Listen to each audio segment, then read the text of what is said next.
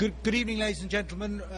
We are the full European co-sponsors of the draft resolution that was voted on just now, and we'll all just say a few words and then happy to answer some questions. France, Germany, Portugal and the United Kingdom are all deeply disappointed by Russia's and China's decision to veto the resolution that we submitted to the Security Council this evening.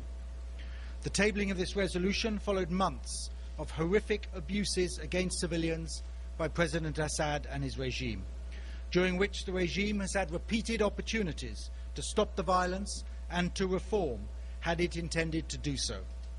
Those who block the resolution will have this action on their conscience.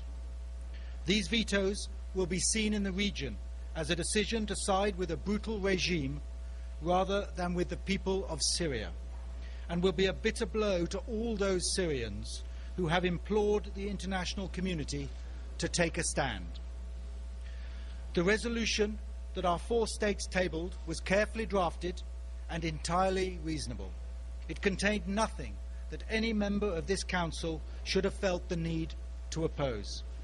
It took account of the need for all sides to reject violence, stressed that a political transition should be Syrian-led, and was explicit that the Security Council consideration of sanctions against Syria should not include military